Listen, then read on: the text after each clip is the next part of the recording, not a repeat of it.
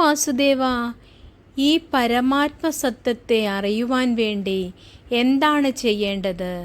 അതിന് എന്തെല്ലാമാണ് ഒരുവൻ ചെയ്യേണ്ടത്? കേട്ടുകൊള്ളൂ പാർത്ത.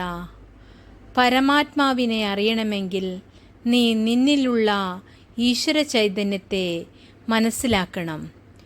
നല്ല പ്രവർത്തികളിലൂടെയും നല്ല കർമ്മങ്ങളിലൂടെയും നിസ്വാർത്ഥപരമായ ജീവിതത്തിലൂടെ നീ മറ്റുള്ളവർക്കൊരു മാതൃകയാവണം.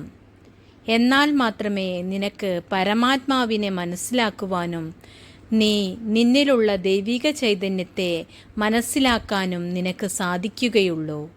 എല്ലാവരുടെയും ആത്മാവിൽ ദൈവം കുടികൊള്ളുന്നു. ഓരോ ജീവജാലങ്ങളുടെയും ഹൃദയത്തിൽ ഭഗവാൻ കുടികൊള്ളുന്നു എന്ന സത്യം നീ മനസ്സിലാക്കി നീ പരമാത്മാവിൽ അഭയം പ്രാപിക്കൂ പാർത്ത. നല്ല കർമ്മങ്ങൾ ചെയ്തുകൊണ്ടും ഈശ്വര ചിന്തയോടുകൂടി നീ ജീവിക്കൂ. എന്നാൽ മാത്രമേ ഈ സംസാര സാഗരത്തിൽ നിന്നും നിനക്ക് രക്ഷ നേടുവാൻ സാധിക്കുകയുള്ളൂ.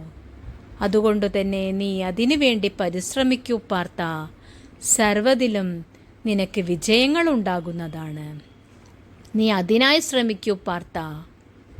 അതിനു വേണ്ടി ശ്രമിച്ചാൽ മാത്രമേ നിനക്ക് സർവ്വവിധ പുരോഗതിയും ഉണ്ടാകുകയുള്ളൂ.